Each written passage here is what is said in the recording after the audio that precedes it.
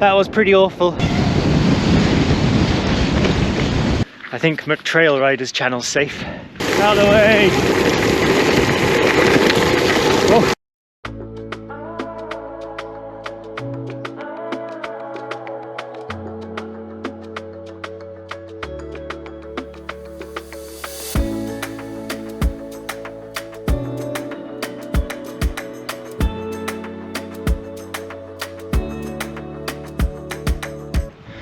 Hi everyone, welcome back to Rusty Roads Gravel.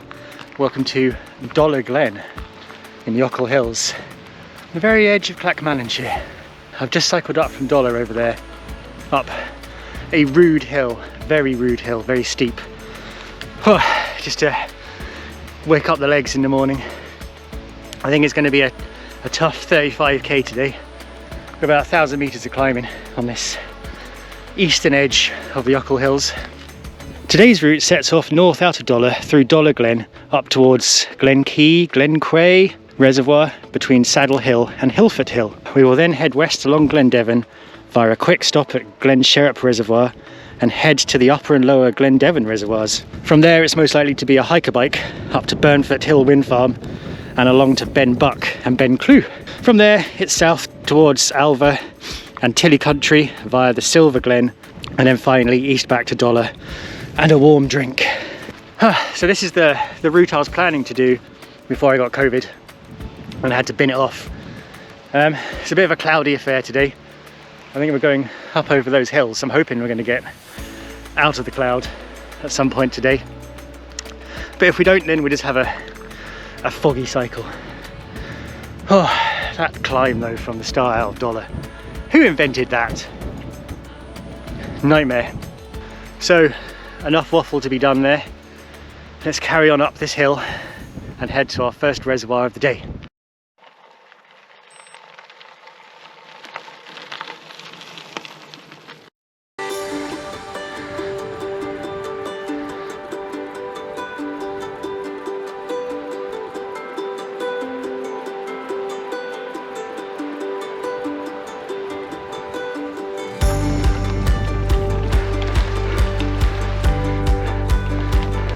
So I started in the middle of Dollar. There's a car park just down the bottom of the glen. I chose to ride the steep bit at the start of the ride, but there is a car park further up the glen. But that just means, I guess, you have that super steep climb at the end of the day. I suppose it's up to you which way you want to do that. I chose to get it done first, before my body knew what was coming. So the trail conditions out of Dollar, not bad. Definitely slippery footpath. It's not as bad as I thought it was going to be up here. But if your tyres can cut through the top layer of mud, there's plenty of grip underneath.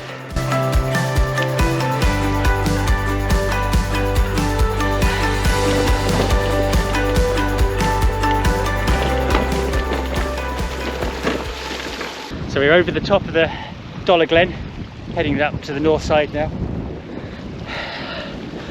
Quite a tricky track actually, a bit more advanced cycling than I was expecting, edging on the mountain bike more than gravel bike side of things. And the other thing, get quite a lot of these gates and stiles, so if you've got a heavy bike, mine's not that heavy, but if you've got like an e-bike, it could get a bit tiresome hiking the bike over those every couple of 100 meters. Wet feet. Still haven't bought myself any sort of waterproof shoes yet. I just make do with some like winter overcovers and try and get away with it. So this saddlebag does a wonderful job acting as a rear mud guard. Catches all the mud for me. It's excellent. Right, let's scoot on down past the reservoir and see what's next for us.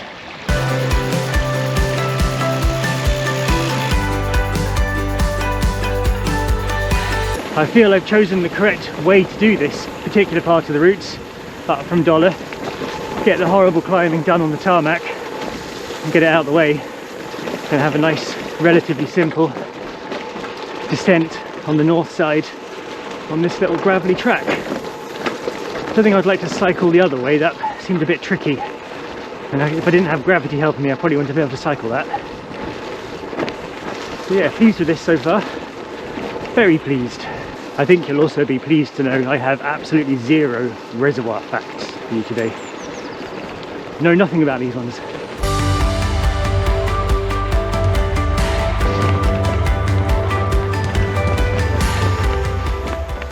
So we're in Glen Devon now. A few dodgy areas, trying to navigate there. So I've got this Garmin, I don't know what it is, can't remember what it is, Edge something, cycle computer, but you're never quite on the track that you've plotted. So when you get to a choice, you're not sure whether it's slightly left or slightly straight. You have to gamble. You do with it having a slightly more granular base map on it, I think, so I can see the little dotted trails, so I can get some reference. But I managed to navigate anyway, got down here, so I think we're just going to pop along the road for a bit and then start our climb to the reservoir number 2.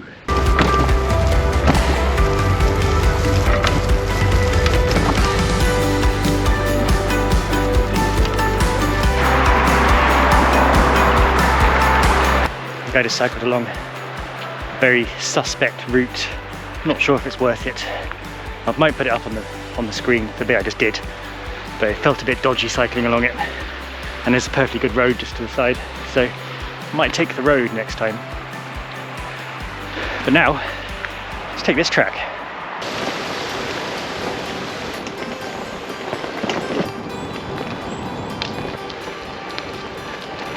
So, I'm pleased to report, as we climb up this foresty track, that most of the COVID lung seems to have gone. Now I just can't tell whether it's unfit. Bit tricky at the bottom there. There's like signs, no unauthorized personnel. Normally you just get no unauthorized vehicles, but there are some people walking through, so I thought, why not? Let's follow them. Seems to have worked out okay. You may have also noticed I've treated myself to some warm clothes that aren't bright yellow. Finally got around to that. Took advantage of that January Strava, cycle X number of kilometers and you get £50 off at a very expensive brand. Doesn't quite bring it down to reasonable prices, but I thought I'd treat myself. Never had anything like this before. Very fancy. Right, let's keep puffing our way up this hill.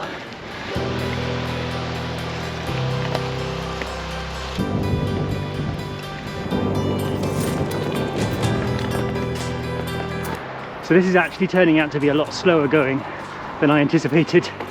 I thought it was only going to be a couple of hours, but it's taken a long time to get along all this boggy wet grass. Also, don't forget, every ride I do has a Komoot route profile in the video description, so jump on over there, give the old Komoot account a follow. That way you can always see the routes without having to suffer the infernal blithering of my commentary. If you just want to get the route and go, I get it, I understand.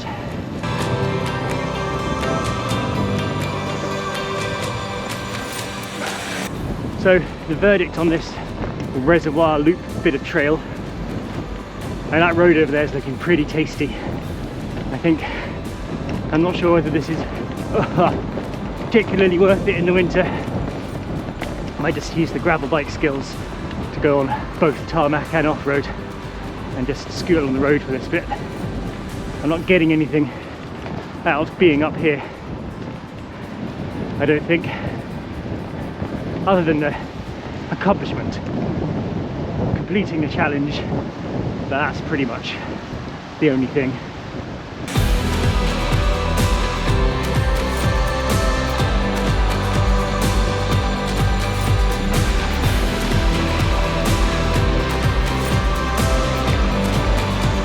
There we go, bit of a water crossing, not too bad, but that looks like rain and wind up there. Not looking forward to that. No views. If there's no views, I'm going to cut off the summit. I think there's no point doing it again, just to have it ticked off on the GPS. But we'll see how I feel after some lunch. So, having just struggled along the side of the road there on that footpath. I don't recommend it at all. Stay to the road, scoot along, save yourself about half an hour struggle, and then just get yourself up to here. Oh, look at this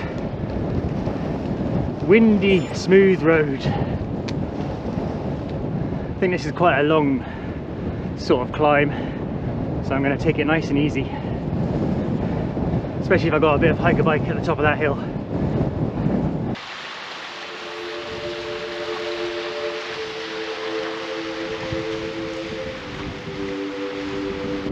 This is Lower Glen Reservoir.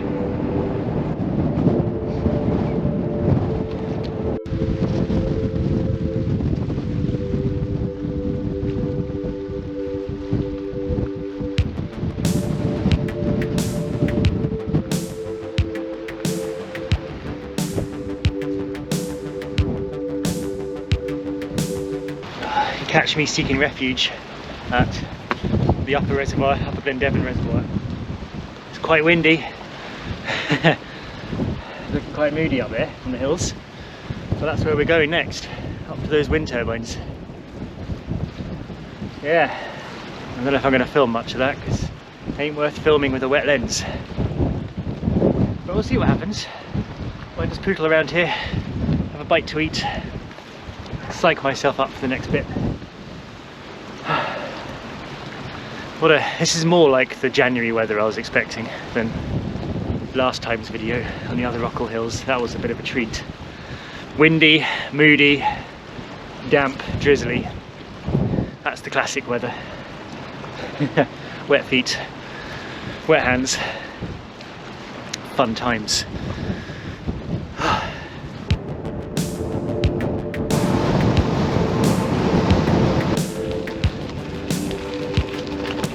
One of those climbs where you're chewing on the handlebars on your way up.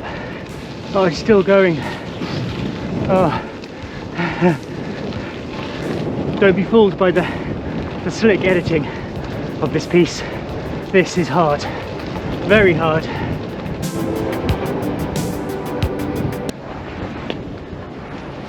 The noise on them.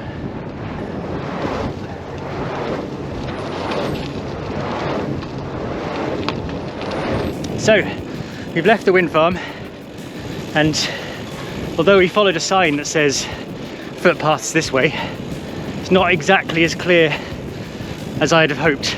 This is kind of what I was worrying about, because this is not rideable for me. I'll give you a little look at it.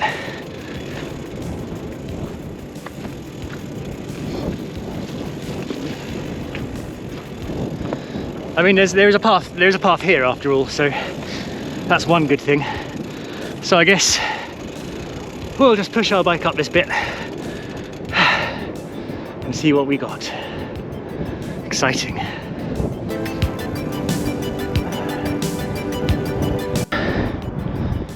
Oh, this is a shame. But the views are amazing from up here when it's not covered in cloud. You can still hear those turbines. That's kind of eerie. So I don't know where I'm going. Blindly following the sat-nav, the GPS. Hope it takes me to somewhere that I need to be. Welcome to Ben Buck, a very windy Ben Buck and very cloudy. That was pretty awful. I pretty much pushed all the way up there. I kind of suspected I would, but I'm not going over to Ben Clew over there because it's another kilometre in this horrible cloud and wind. I don't fancy it much. What you can do though, send me some pictures of your views from up here on a better day. I'd love to see them, because I think it must be pretty good. But there we go. Yeah, so pictures to the socials, links in the things. I think what we're doing now is we're going down there. Put you back out of the wind again. Whew. So yeah, let's get off this hill, get into some shelter. It's been a heck of a ride this. Way, way, way tougher than I thought it would be.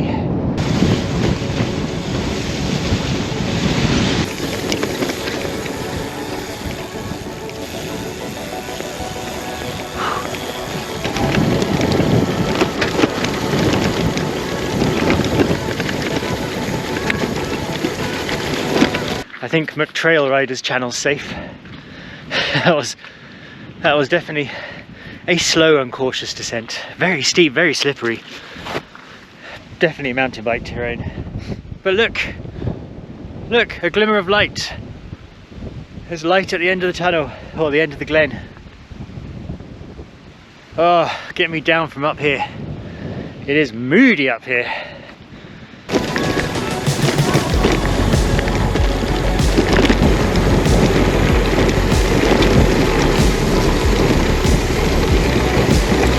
Out of the way! Oh, you idiots.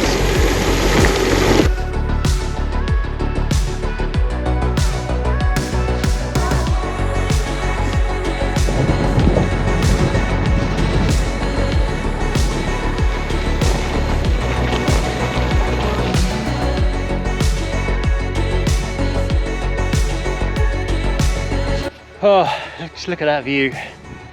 Imagine what it would have been like up the top of that hill had it not been foggy. Oh well. That kind of makes up for it though, that's nice.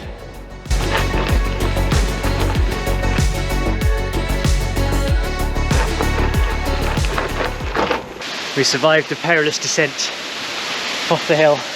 We're now at Alva Silver Mines, just down there, and a nice waterfall. So we're just going to trundle through these woods and then head off towards the deer park, I think, and then gently cycle back to Dollar. This has been a heck of a ride, way more difficult than I thought it was going to be. Definitely worth it though, as always, you know, you love it. I was probably at the limit of a gravel bike. Definitely would have been a mountain bike situation first choice, but it's still here, it survived, I survived. Happy, happy, happy. Right, let's go through these woods.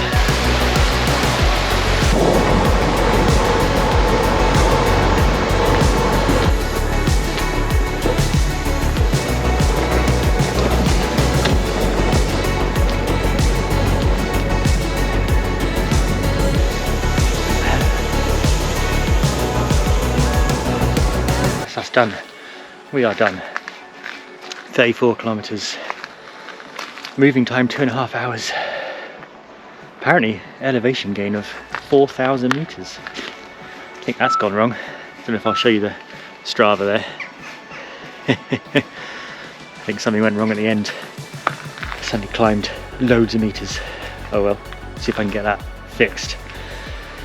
What's the total time? 4.5 hours. 4.5 hours. A lot tougher than I thought it was going to be.